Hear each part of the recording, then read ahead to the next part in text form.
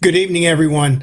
For those of you that may not have been here before, my name is John Davis, JD. I'm the host of the For the Good of the Game podcast, and this is our episode number 5 in our series of live streams that we're conducting during the pandemic. We're really excited tonight to have two absolutely fantastic guests, and our topic for tonight is concussion awareness and education. To give everybody a little context, I'm going to give a little biographical background on our two guests tonight. Scott Anderson is a health and wellness technology leader, clinical expert based in Silicon Valley. He currently serves as the chief clinical officer for SyncThink, a neurotechnology startup using proprietary eye tracking technology to identify common neurological conditions. In his capacity as the CCO for SyncThink, he works with and advises teach aides with particular focus on their research and application of the technology and education supported by their product, Crash Course. Crash Course is the first evidence-based product to educate young people about the prevention and treatment of concussions. Now, since December 2011, Scott has served as a medical observer and spotter for the NFL in conjunction with their in-game return to play protocol. And last, but certainly not least, as a foundation for lifelong learning and the application of doing what he loves, he served for over 10 years as the director of athletic training and sports medicine for Stanford University. Now, Coach Dick Gold, since his retirement, has served as a full-time volunteer and vice chairman for Teach Aids, focused on concussion education. He retired in 2018 after 50 plus years of coaching men's tennis and serving as the John L. Hines Director of Tennis for Stanford University. He has coached 17, yeah, I said 17 NCAA team championships, which is the third most in NCAA history in any sport. Coach Gold was twice voted the Intercollegiate Tennis Association's Coach of the Decade in the 80s and 90s. In 2016, he was voted the Pac-12 Conference Tennis Coach of the Century. And in 2019, he was inducted into both the Pac-12 Hall of Honor as well as the U.S. Professional Tennis Association's Hall of Fame. So I don't know that I've had two more qualified folks to sit and discuss a little bit about anything regarding things that we can do for athletes and for the good of the game. So Scott and Coach Gold, I'd like to welcome you both to the program tonight. Thanks for being here. What a pleasure, John. It's a pleasure for both of us. Yeah. Thanks for having us, John. How'd you get a tennis guy on board? No concussion in tennis, for crying out loud.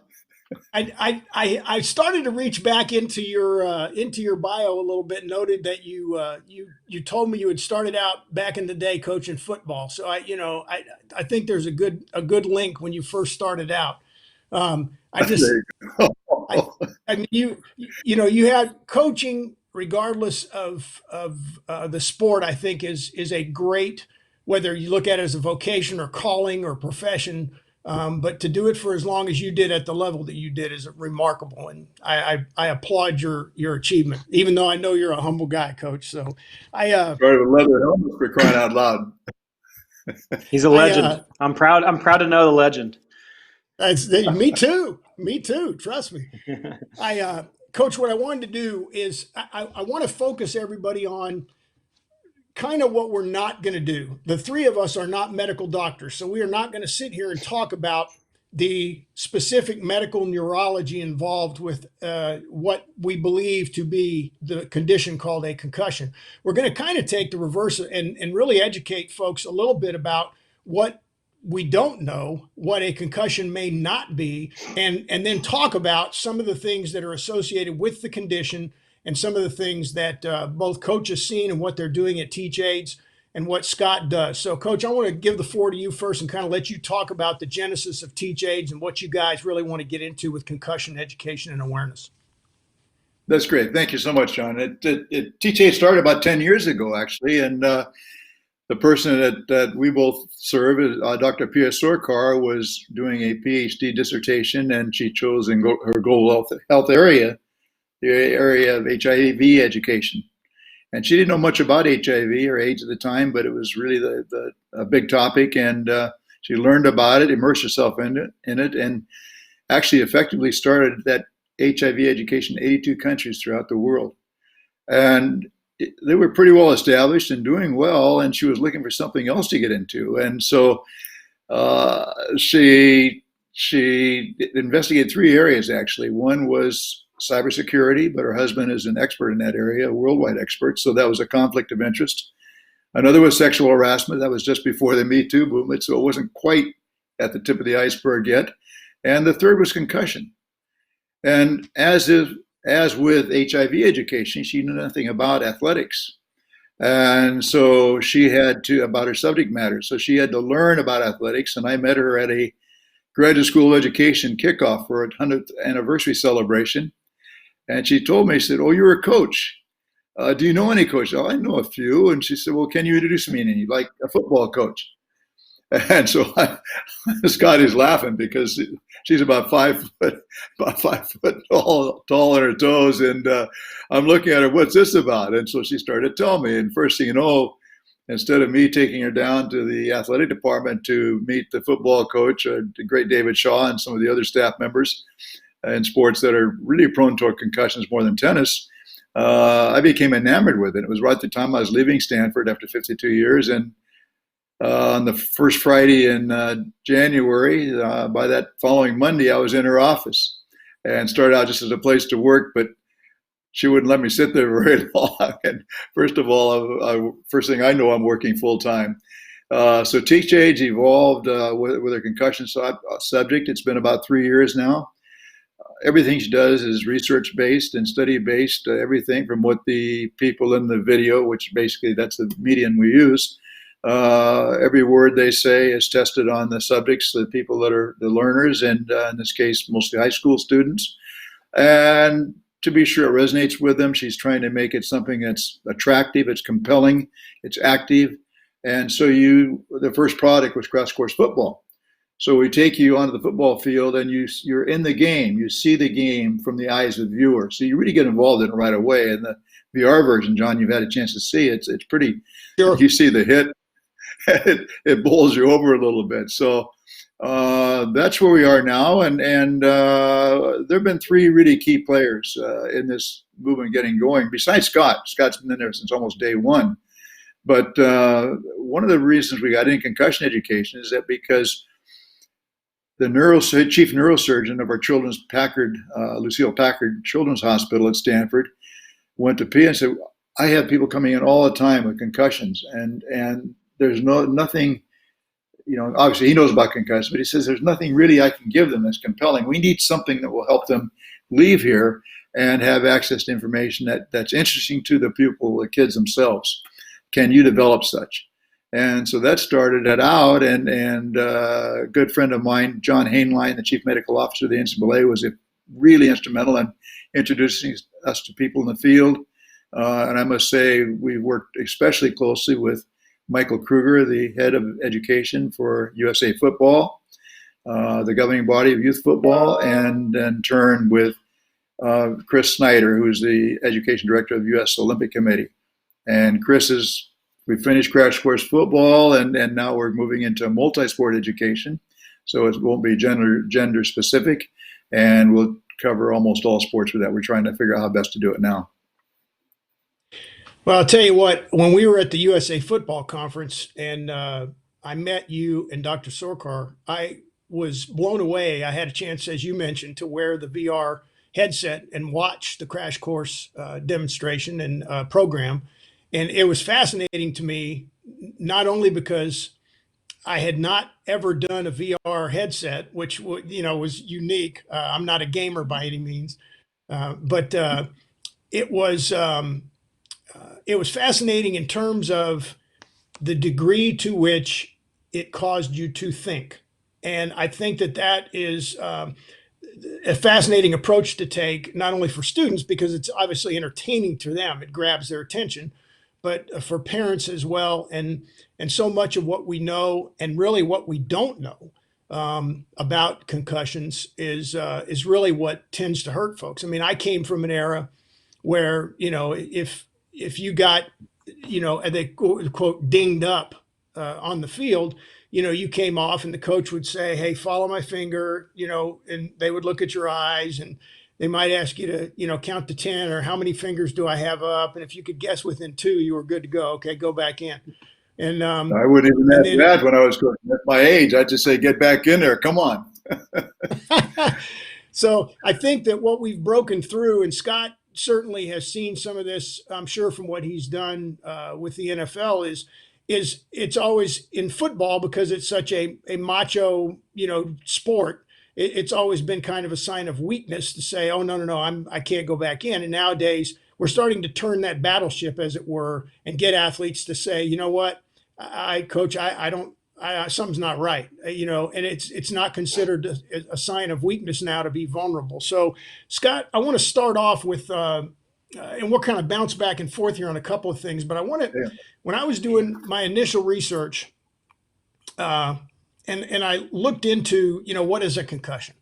Normally, you get some kind of descriptive about, it's a change in the neurological patterns and behavior as the result of an event or a catastrophic hit to the head or something like that, but an event. Interestingly enough, for those that don't know, statistically, falls cause more concussions than anything else in the United States. Contact sports is certainly up there. But so, Scott, if you would, can you kind of go into a little bit, starting out with what a concussion is not or what we don't know, and we'll kind of back our way into some of the other things. Sure, happy to help. I think this is really the single most I don't want to say polarizing question, but it's literally the crux of everything that concussion has been rooted in for the last 50 years, and all the things that you described about your own experience, with how the coach evaluated you or determined whether or not it was safe for you to play, is rooted in this single premise that we don't truly know what a concussion actually is. What I'll say is that there are over probably 40 definitions that have attempted to define concussion, primarily based on consensus, from medical professionals.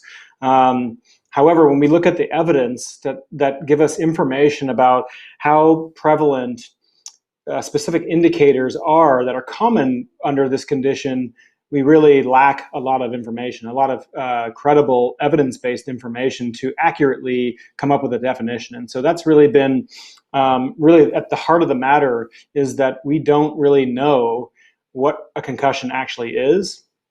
We think we have some ideas, but with respect to what the literature is telling us and how prevalent specific types of indicators are that are specific to a change in brain function, we're still learning, and at the heart of that matter is that really we're at the infancy of learning about the brain in general.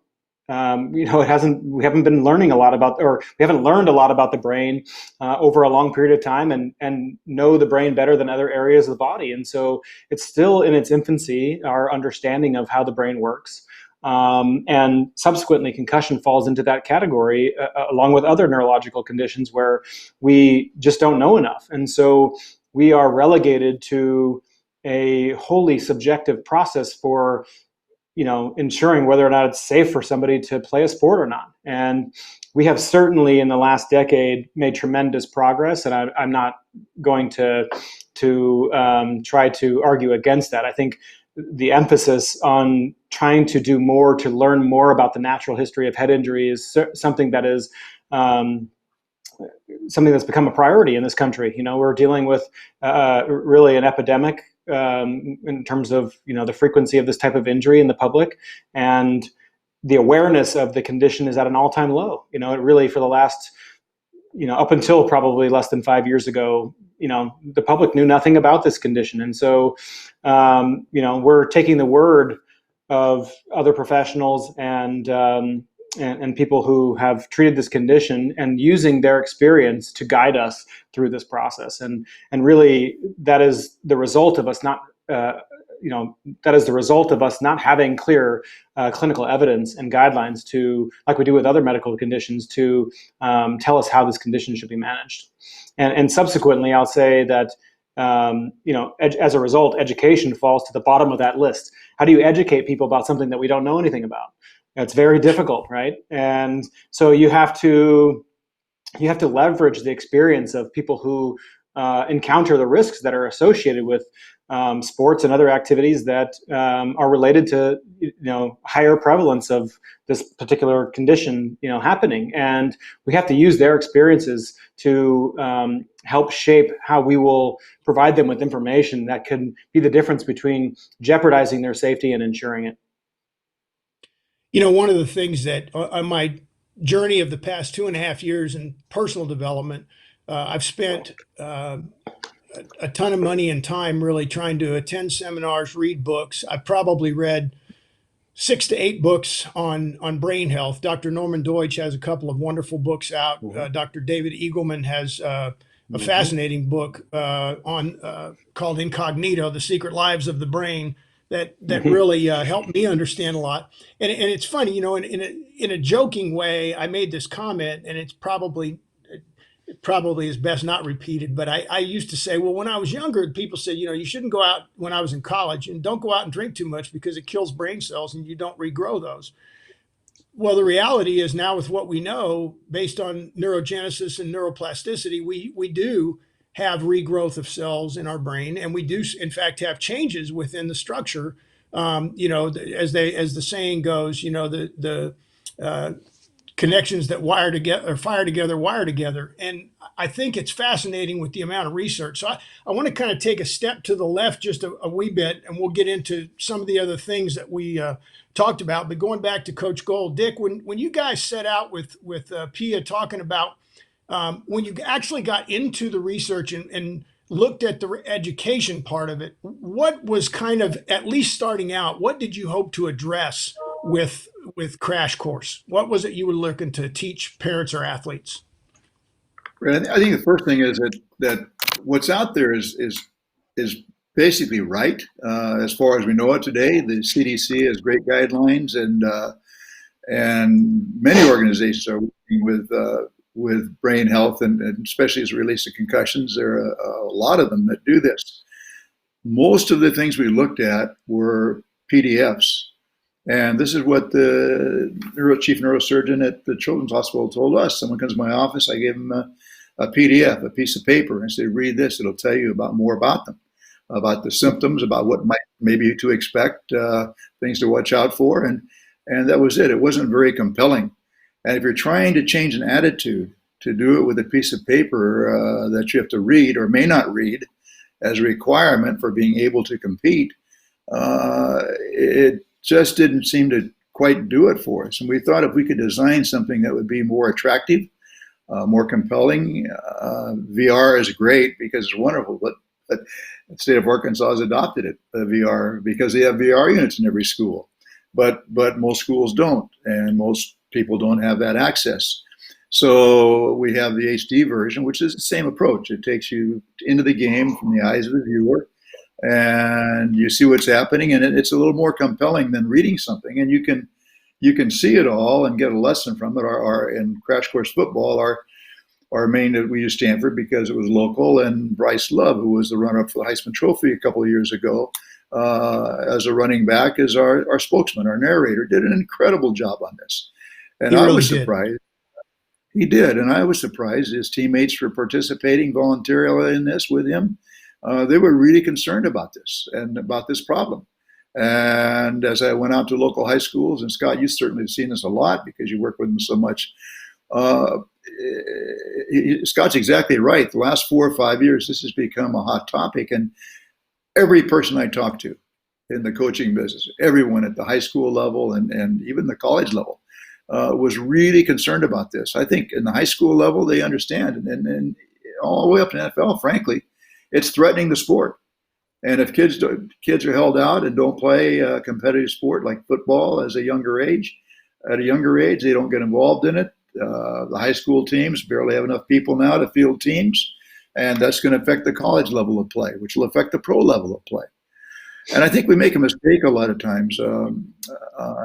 We think of it as a football thing, but it really, bicycling is the largest cause of physical activity other than just falling of concussions. And our first partner, believe it or not, in US Olympic was synchronized swimming, now called synchronized artistic, or USA Artistic.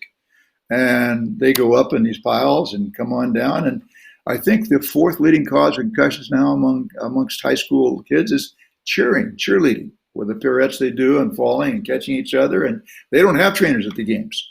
And youth football doesn't have trainers at the games. High school football is pretty good that way. But to make people aware of what it is, we don't understand the brain, as Scott says. We're learning more and more about it and more what different parts of it do. But it's such a complex thing. We understand that if we can teach the kids that it's valuable, that it really, it's something that you don't play with. If you injure your brain, you don't replace it with a new hip or a new shoulder or a surgery or something like that. It's something that you can't replace. And if you don't take care of it the first time, chances are the second time you have a concussion is going to be worse than the first. And if you wait to tell someone thinking the headache's going to go away, every day you wait makes that progression to recovery seem to take a little bit longer. So there's so many things we don't know, but we do know that it's bad. One of the products we're just coming out with and releasing in about a month is a fly-through of the human brain, taking you actually into the brain. And we can't tell you what the brain does per se, but we can tell you that you can leave from watching this video, which is free like every other product we have, that the brain is something to be really taken care of, that it's very complex. There are a lot of factors to it. It's the one thing that we don't feel any pain when we get hit. It doesn't hurt. We don't know. And if you appreciate it and what it can do, what it does for you, then you tend to take better care of it. So as we're trying to get the point across in athletics and during competition, any sport or any activity, help your buddy. Don't be macho about it. Get out of the contest. Have someone look at you right away. Get treated right away. Get to a doctor who understands concussions right away. And people like Scott don't grow on trees. You don't always have a Scott Anderson at your game or in your facility or around the area. But these are the people that can help you diagnose whether or not you've had a concussion and can put you on the road to recovery a lot quicker. You know, Scott, to jump back into what we were discussing briefly, it's interesting. There have been a number of high-profile, very famous athletes at both the pro and college level that have retired from football due to concussions. Most famously in my life was the reason I wore number 12 in high school and college was Roger Staubach of the Dallas Cowboys. He retired because of concussions earlier than he wanted to. And yet, I recently interviewed Chris Miller, who was quarterback for the Arizona Cardinals, Atlanta Falcons, was the quarterback coach for the Cardinals, and most recently has served as the offensive coordinator for the Houston Roughnecks of the XFL. He was just recently hired as a high school coach again. And he made the comment, he's got a couple of boys that played football. He said, I don't think the game's ever been any safer than it is today, JD. So from the standpoint of what we have in place, not necessarily to diagnose, but to prevent further injury, the word that we talked about before off camera, the word protocol as it gets used and misused, kind of walk us through, is it appropriate to have a definition for a concussion, or is it more misleading to try and define it? And what types of things do you look for when someone is supposedly, quote, concussed? Yeah, it's a very challenging question to answer. I think what I'd say is that really the word prevention just inherently does not go with the word concussion.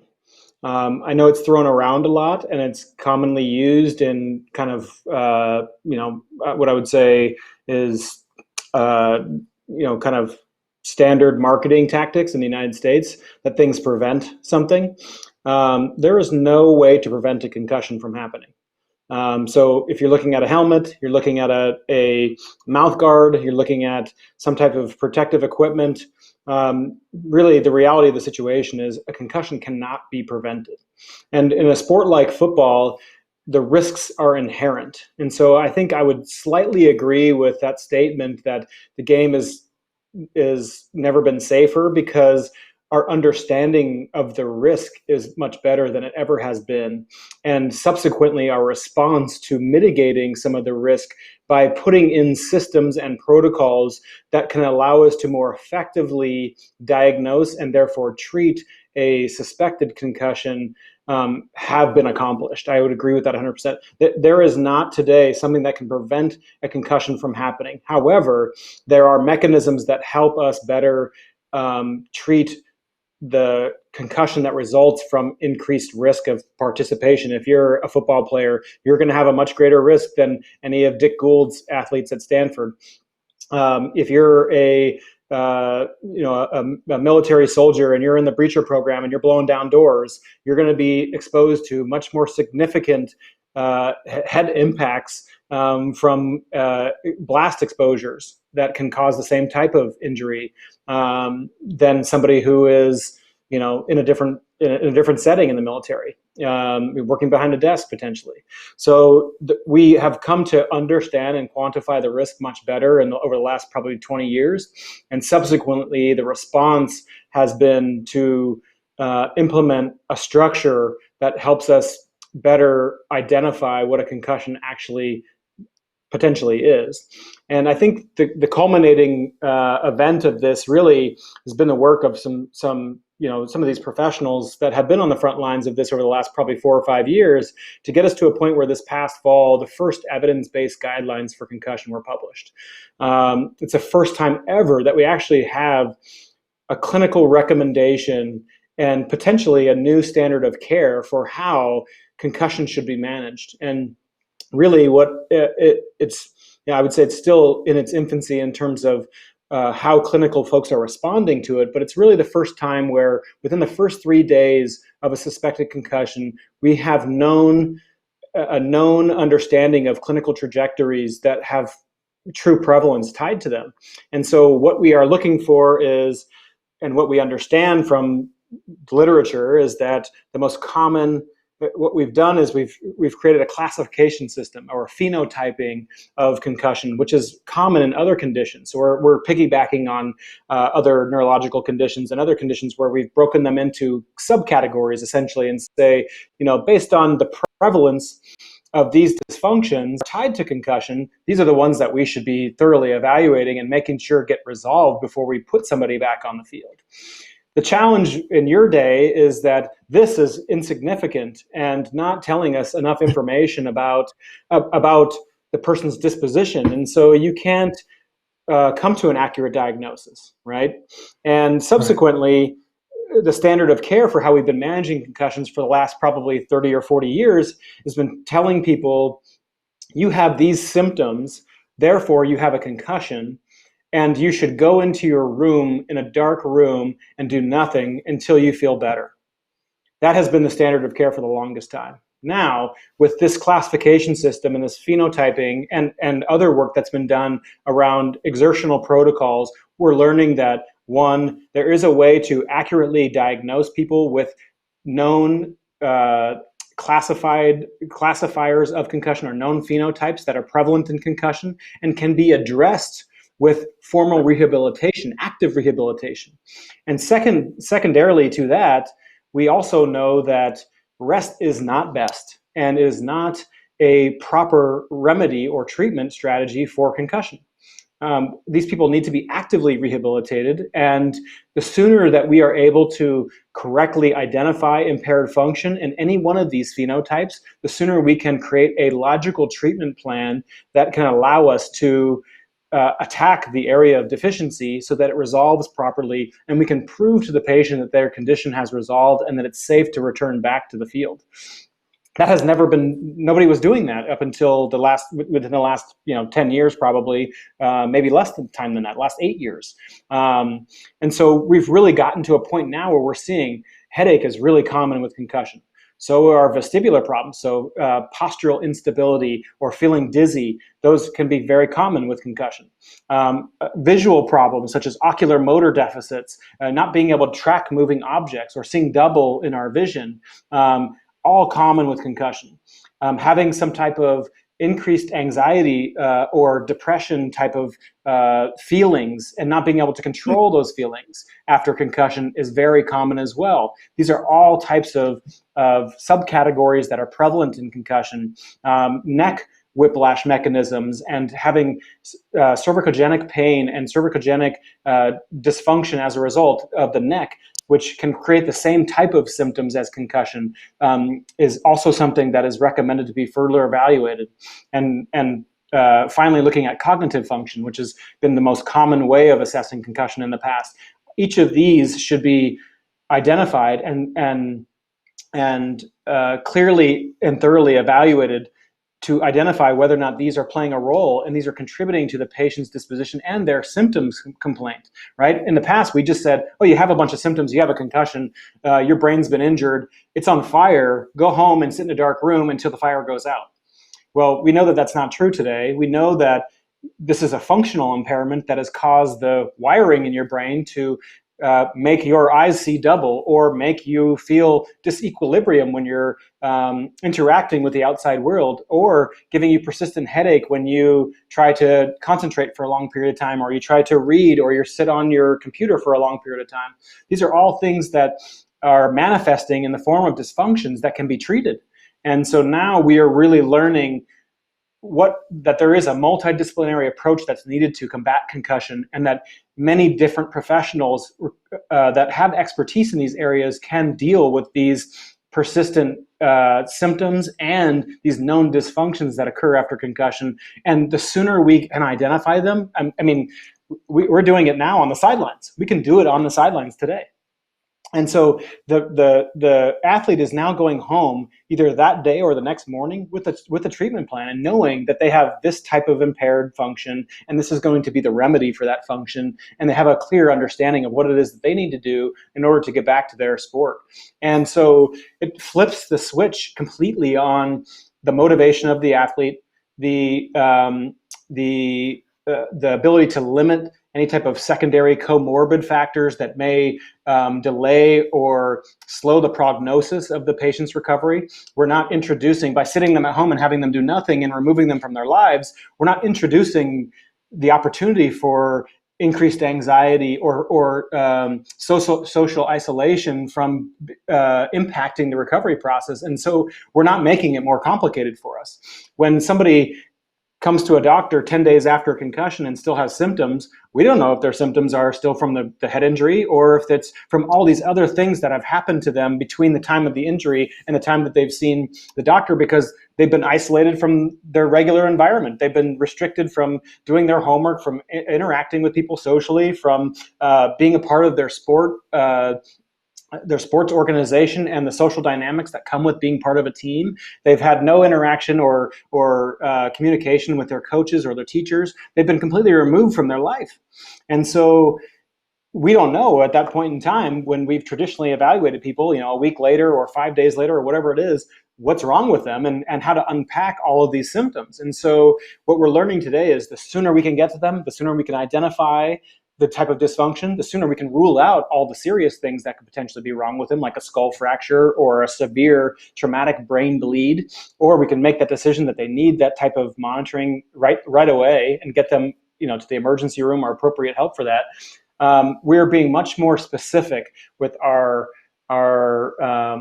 procedures and our way of ruling in and ruling out the prevalent indicators that come with concussion, and therefore people can assume a normal trajectory and can return to sport safely. Now, the one variable I'll suggest that tips over the apple cart, so to speak, is when the player doesn't have this information and makes the decision upon themselves that they either don't recognize that their symptoms at the time of an injury are specific to concussion, or that they feel external pressures that make them disregard these types of symptoms in the course of a game. If I'm playing it's the state championship game and I'm dizzy or I'm vomiting or I'm seeing double and I go out of the game, my natural inclination is to believe that I'm going to be the reason why we lose the game. And Exactly. Yeah, exactly. And so what you described earlier, right? Oh, this looks good. Oh, you're fine. Go out there and play because we need you, right? So this becomes the fundamental basis for what what Crash Course and what Teachays is trying to do through their educational products is really reduce or highlight, for in better ways to describe it, highlight the stigma that is attached with not reporting concussion-like symptoms or not reporting some type of dysfunction, because there is fear tied to that decision. And getting them to realize that everybody has to undergo that decision, and the impact on the team based on your reduced performance while playing impaired is what's going to lose the game for them, not by you continuing to play and making poor decisions on their behalf. And so being able to go through a VR-based simulation of you experiencing a concussion, playing in a game, you then become, you have a better understanding of what it is like to go through. You also get exposure to the types of symptoms that you may, and signs that you may experience that are common with this condition. And you can certainly see the outcome of continuing to play in a game and what type of impact that has on not only your individual performance, but the outcome of the game. And you can make all of these decisions without the fear of repercussions that happen when you experience it yourself. And so, again, by doing this, we're allowing people to understand and really demystify what it means to have a concussion, and ultimately how to potentially leverage your teammates or your community to help you make the best informed decision about your own health, because it starts there. And many people will say, to combat that, how does an impaired person know what's right and wrong, and how should they make the decision that's best for them? We're not saying that the medical person that an athlete should diagnose themselves with a concussion and take themselves off the field. What we're saying is that they should raise their hand and say, something's wrong, I'm not exactly sure what, but I shouldn't be out on the field right now. That's the difference. And really, there is what we've learned through this process of developing Crash Course is that there's an extraordinary community of young athletes and other people who have gone through this fear and this problem with not knowing what to do and not knowing who it's going to impact and upset, and they're willing to assume the potential long-term impacts on their brain health as a result of not speaking up. And so, in many situations today, like mental health, like sexual harassment, and other conditions, people are speaking up for the first time about these things. And concussion is we're getting thousands of people to tell their story and really to blow the lid off this whole thing, that your brain health is not worth sacrificing. As Dick said, it's an invisible injury that no one can see, and you will not be subjected to the fear or the consequences that you believe may exist if you raise your hand and say, something's not right, I'm going to hurt the outcome of this contest if I don't do something, and have somebody tell me that I'm okay. And that's really what we're after, is making sure that these young kids know that it's okay to raise their hand and do that, and that the exact content that we are creating in Crash Course was developed by kids who want this message to be heard by their peers. And so it's being not only created by their peer group, it's also being delivered by their peer group or their near peer group. So it's just been an extraordinary experience.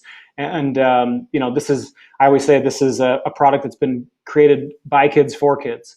And that's really the difference, is that it's coming from their perspective. It's telling their peers it's okay to raise your hand and say, my time is up, or I need to come out, and somebody needs to evaluate me further. And there really isn't a product today that does that sufficiently, and does it with the content that is engaging enough to resonate with this generation of athlete. Let me ask you a quick one. We haven't talked about this, but I've heard a lot of talk about cognitive baseline testing. Is there any evidence out there to show that having any kind of test for your athletes up front at the beginning of a season is of any value from a comparison standpoint after they've suffered some type of injury and they're suspected as concussed? Yeah, absolutely. I think with the athletic population, that's exactly correct, and something that I believe is the standard of care today. I would say that if you're an athlete, you've had a baseline concussion assessment of some form, and it can be anything from cognitive or neurocognitive assessment to vestibular and balance assessments to visual assessment. There's all types of different kinds of products and tools that are out there today that evaluate this for this. And really what it comes down to is not only is there value in us being able to compare what we consider to be a normal baseline exam taken at rest to a potential injury situation when we're trying to make a decision if there are changes in cognitive function or some of these subtype phenotypes that we're looking at, there have been a negative change in those that justifies us removing them from play. But it also gives us really good information about if there are deficits that predispose them to a heightened risk. So for example, if a football player has a visual deficit in one eye, left side of their left eye, how are they going to protect themselves when someone's coming at them from that position, that direction to try to tackle them? Their reaction is going to be slowed. Their sensory motor timing is going to be off, and they're going to. We have evidence of this now that that athletes that have this problem absorb more impacts over the course of the season because they can't protect themselves. The same thing is true if you have a balance deficit. If you have a balance deficit, how can you avoid certain situations, or how can you maintain your stability in situations that may lead to having you being tackled onto the ground and having your head hit the ground? There's things like that we can identify in the baseline process that allow us to specifically highlight a deficit that may increase the risk of somebody getting a concussion in their sport, and is a deficit that we can clearly address prior to the season starting. Dick, when you guys, when you ultimately you talked about the new product that you've got coming out, it's more across the board, I guess, if I recall correctly. It's not just football specific, but with Crash Course specifically, when you set out in terms of what you hope to accomplish, where do you want to go from where you are now and what you've seen as evidence in terms of its value to raising people's awareness to where it could go? Or is it kind of at the stage now where it just needs to be proliferated so that there's more value to it across a wider berth of athlete and coaching and parents for that matter? Sure, I think that's a great point. We do know that it's more received. We've done studies that show that we haven't published them yet, but they'll be published soon. That we show it's better received than anything that's out there. That's really important to us. But that doesn't make any difference if the lesson isn't learned. And so when we get enough exposure, enough use, then the next question, of course, will be to see, well, how many people who were concussed actually did take themselves out of the game, or friends told them to get out of the game. And we need a bigger sample to get there. My guess is the way this thing is being received is that will be able to be proven. And if we do that, then we've been successful. We're not the only ones working on it. There's some great groups out there. Pink Concussions, Mom's Team, Brain Institute America. There's a lot of great groups out there working on concussions, and we're only one of them, and everyone's concerned with them. And I just we're really positioned to do something really significant here, and we won't know for a couple of years how it's worked. I think getting into multi-sport is going to be important.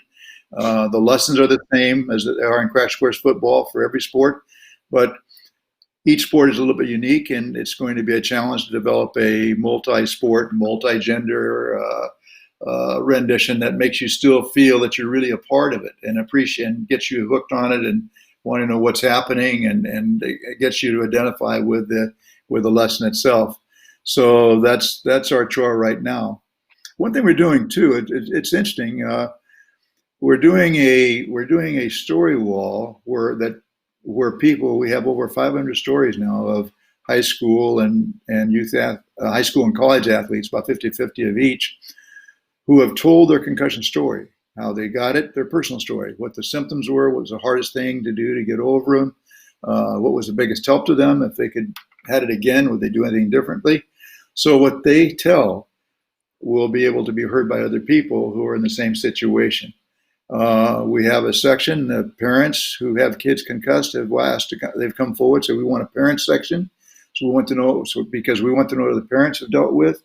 The Veterans Administration locally has asked us to do a veteran section. So the veterans, when they come back from combat who've been concussed, can learn also from their peers what they went through, to be sure they're not alone. I think this is going to be really, really valuable. Everything we have is free. These will all be linked into Crash Course Football and multi-sport version, the Brain Fly Through, and the Symptom Story Wall. And I think it's going to be a really nice product, a suite of products that people can refer to, and hopefully it will make a difference. That's our goal. I mean, what would this society be without sport? We may find out with COVID right now, unfortunately, but it's a whole different world without sport. And plus the values that sport teach. To see people afraid to play sport because of possible things like concussions and injuries that might have been avoided if they knew a little bit more about them and how to take a little better care of themselves. What a crime it would be to see people stop having the opportunity to learn the values of sport and sport participation because it wasn't safe enough. And it doesn't have to be football; it can be any sport. And it's amazing to me in the U.S. Olympic Committee and Paralympic Committee of their sports how many people have been crying for this multi-sport education. So we're anxious to get that out there. USA Football now is, as you know, John, from their conference, actually just this week the site's up and is now certifying their youth coaches as well. That can be used by parents and the youth. There's a youth certification as well, and I suspect this will continue to grow. The National Federation of High Schools has a certification system as well. Everybody has one, and hopefully it's one that's engaging, compelling, that people will listen to and react to. Again, I think the times have really changed. I think the time is right now for people to accept this and that it is a problem and to do something about it to make the sport safer.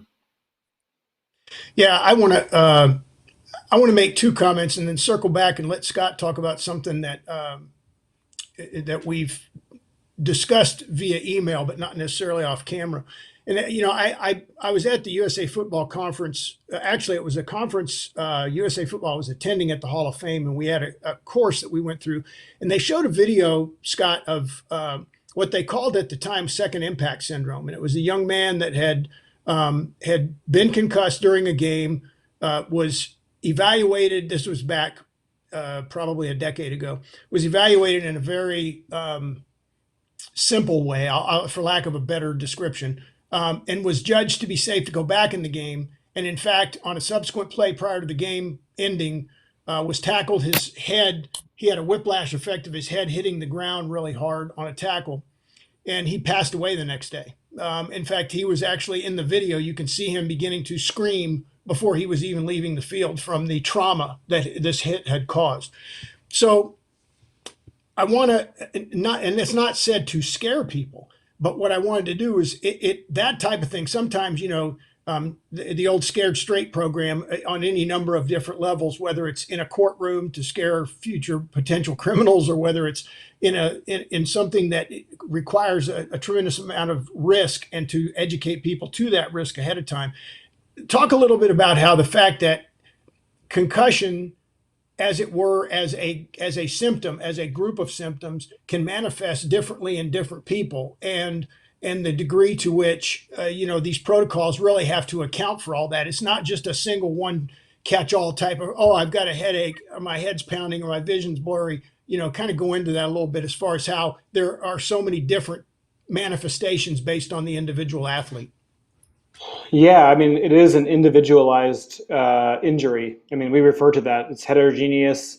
It requires an individualized approach to the evaluation because there are so many factors that can be involved with respect to the athlete's injury history, their family history, and the different types of prevalent indicators, these subtypes that we are seeing that are common. You when you see a concussion, you don't just see one of them. You may see a cluster of 3 or 4 of them, or maybe all of them, or maybe just one single one. It just depends on so many different factors. And so we have to treat every single concussion or suspected concussion as if their own individualized injury, and develop our own procedure for evaluating that particular injury, and develop our own subsequent individualized recovery protocol for that person. So no two concussions are ever going to be the same.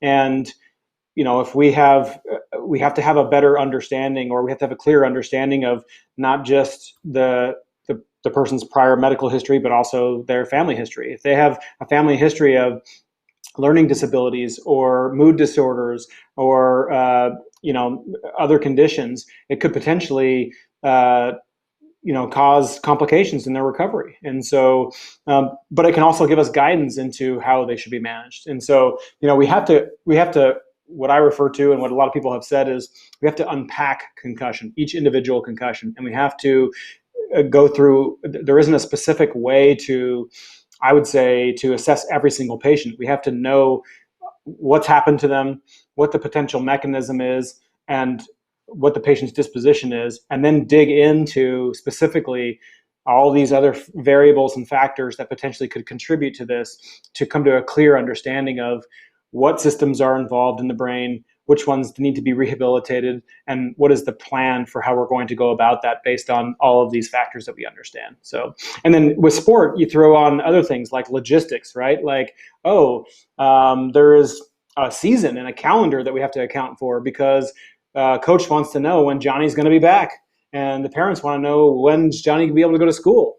And so we have to factor in, once we make the diagnosis and we establish a treatment plan, we have to start being prescriptive, or we have to, essentially have a plan for when we can expect that these things will start to become part of their normal routine again, right? When can they start to go back to school and academic activities? When can they study for long periods? When can they start taking exams?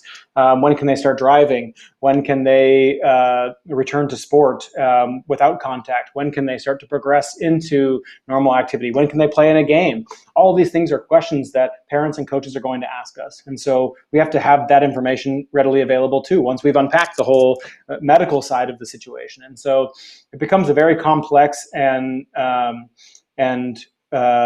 specific routine that we have to go through for that individual patient. It has to be specific to them, and no two plans are the same. And so, it helps us understand what the risks are if we don't follow that plan, and to make sure that we have the athlete has essentially reached goals in their recovery that tells us that they have met these certain conditions, and therefore we are seeing the progress that we should see, and that this timeline that we've told mom and dad about is on target or not, and subsequently with coach as well, right?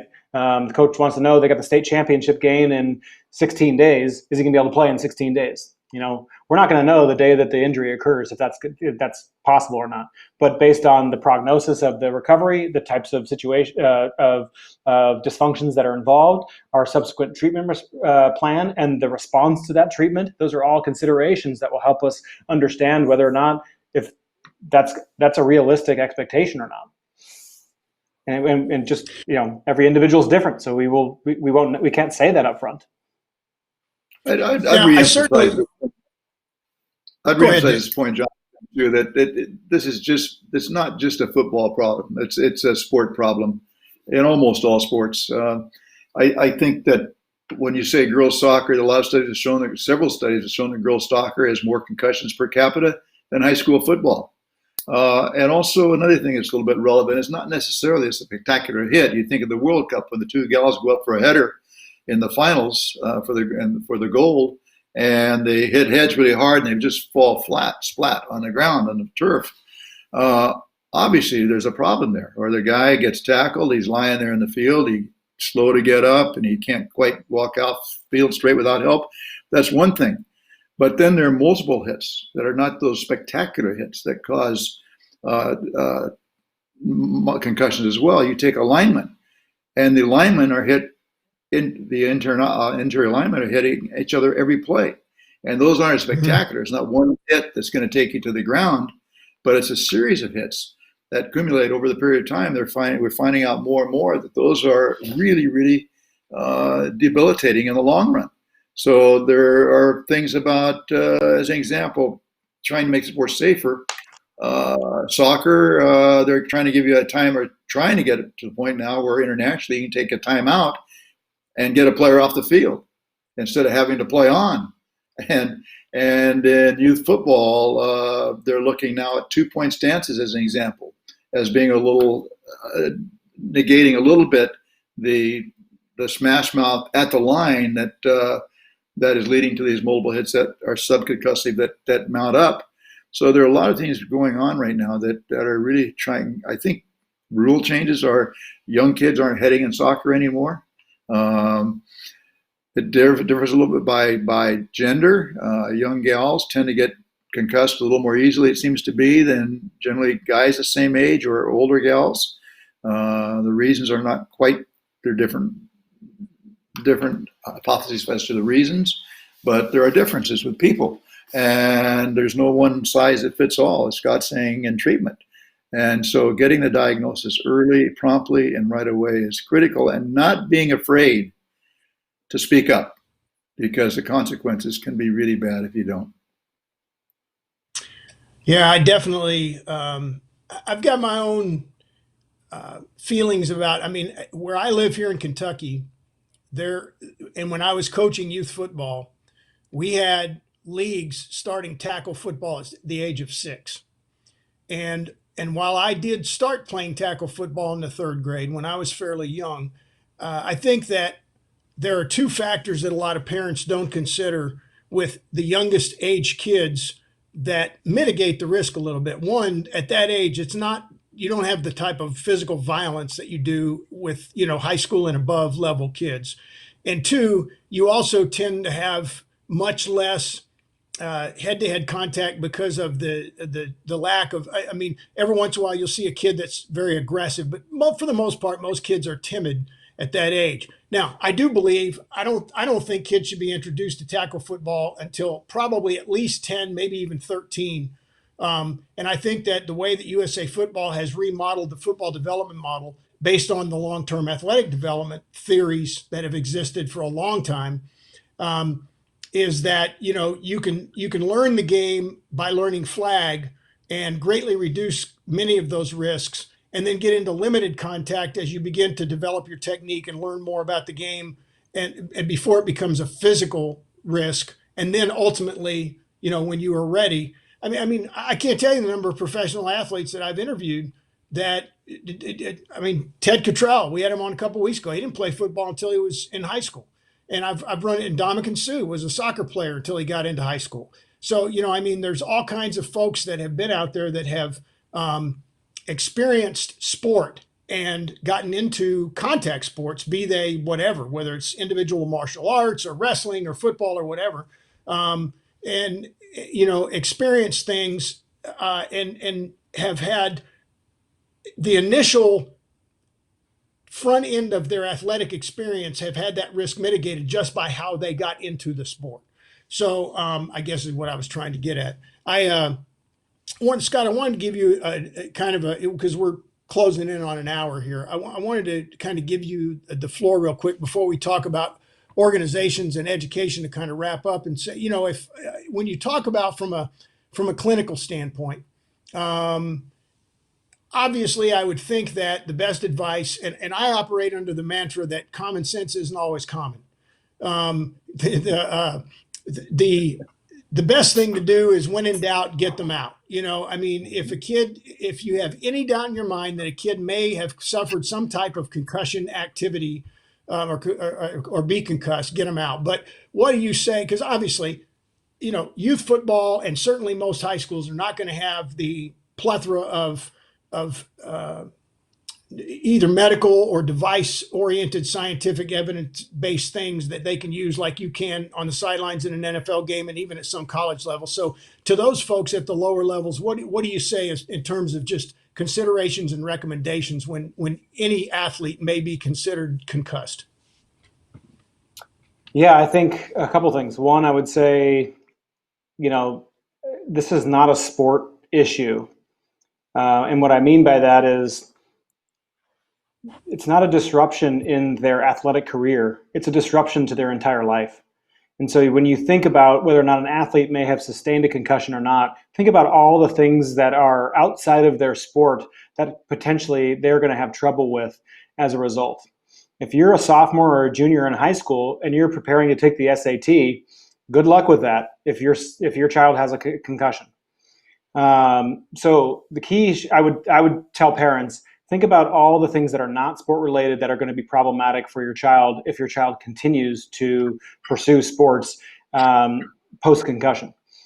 The second thing, so that typically motivates people to think about getting them, one, removing them from play, but also two, getting them prompt care. The second thing I would say is your emergency room and your pediatrician are not going to properly diagnose your child. You need to see a neurological specialist. So that means a neurologist, a neurosurgeon, a concussion specialist, somebody who is trained in assessing concussion and coming up with an accurate diagnosis by means other than just the patient's reporting of symptoms. So gone are the days where the pediatrician is, I believe, the best position to make that diagnosis. Do not settle for that.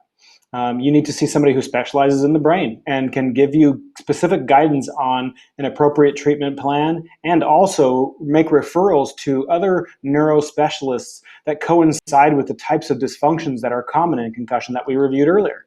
And so, for example, if you have a vision problem, if you see a neurologist and they recognize that you're seeing double, guess what? You're going to go to a neurooptometrist. If you're having a balance issue, you're going to go to a physical therapist who specializes in vestibular disorders. If you're having persistent headaches after concussion, you're going to see a neurologist. If you're having behavioral issues or mood disorder like symptoms or clinical presentation, you're going to see a psychologist. There is an extensive network of professionals who deal with these phenotypes of concussions that can, the sooner you get your child to them, can help you resolve this condition and can get your son or daughter back to a normal way of life.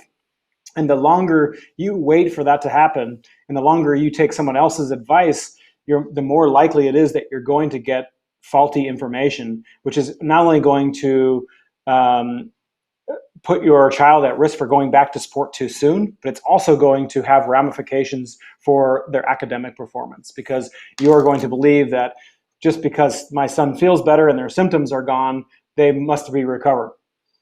That is not the case. There was a paper that came out just last month, I believe, that said the majority of concussion patients, especially athletes, are not fully recovered after 14 days.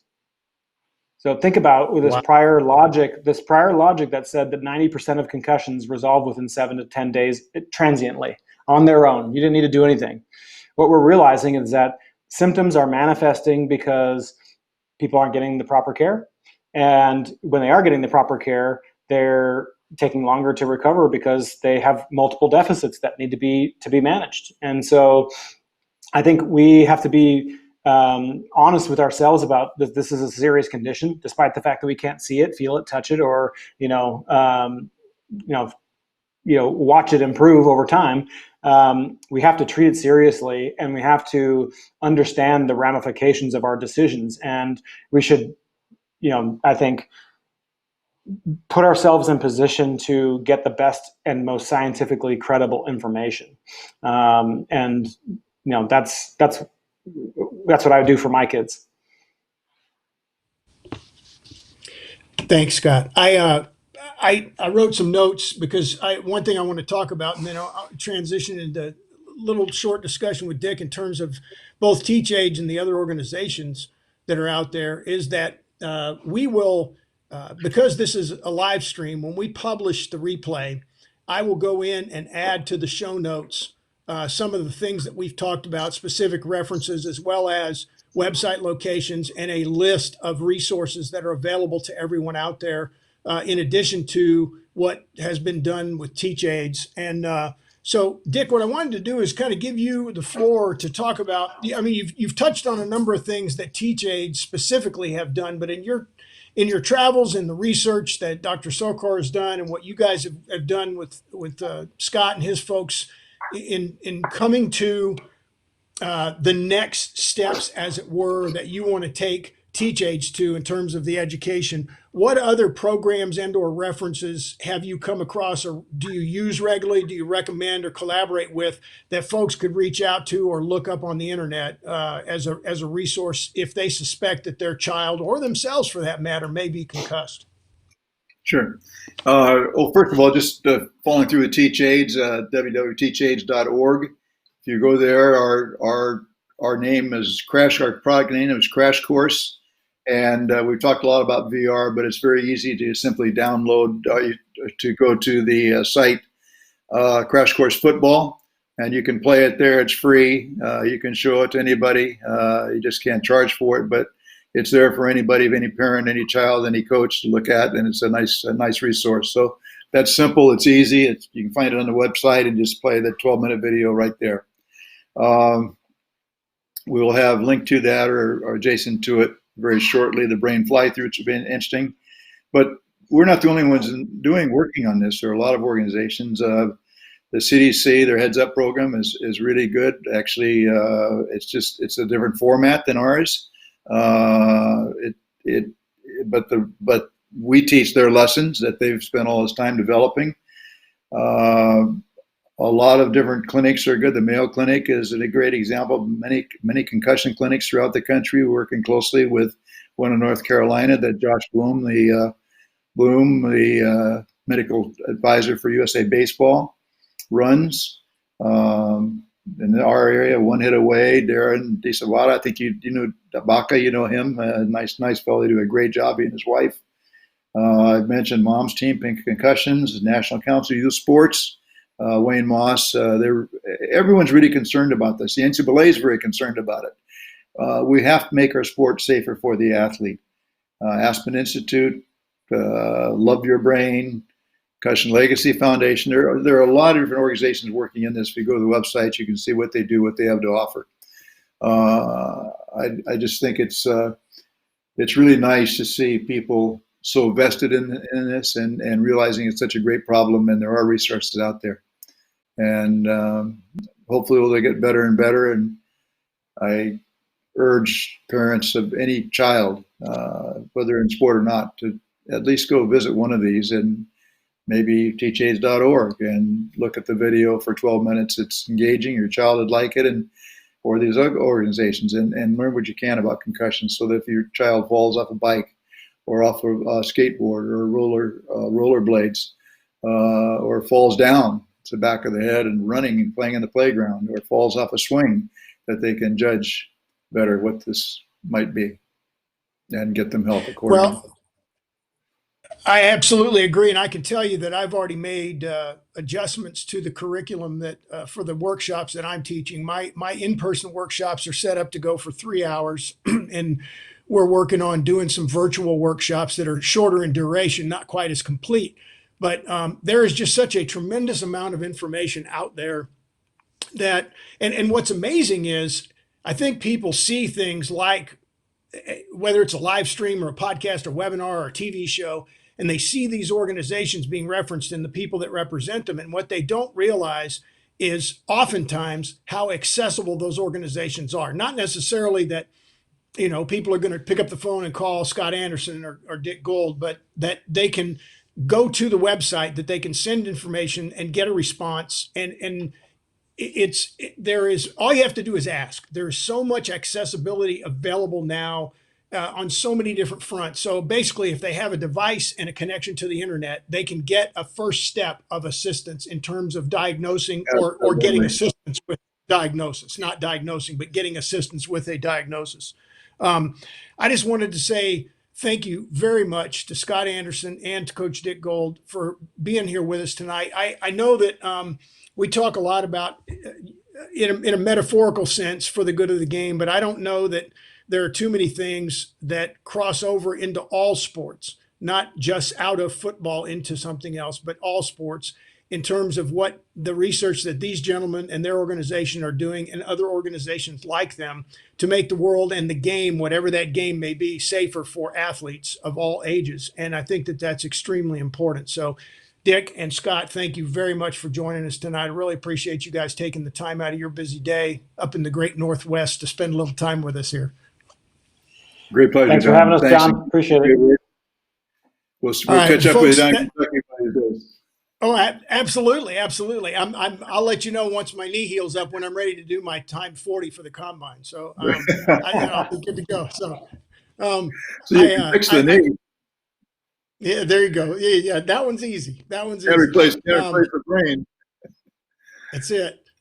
Well, listen, folks, I want to go ahead and wrap this up. I appreciate it. We're going to have some additional discussions, and I will, as I said, and Dick, what I'll do is I'll reach out after this via email. And I want to be able to ensure that whatever I incorporate is appropriately represented, and then also making available the information, not only on the website but anything else that I can help spread the word for you guys. Really appreciate it. So once again, for all our folks out there, if you haven't done so, please go to YouTube and subscribe to the podcast. We hope you enjoyed today's episode, and don't forget, if you're out there doing something for the game of football, remember, do it for the good of the game. Take care and God bless. See you guys. Thanks, John.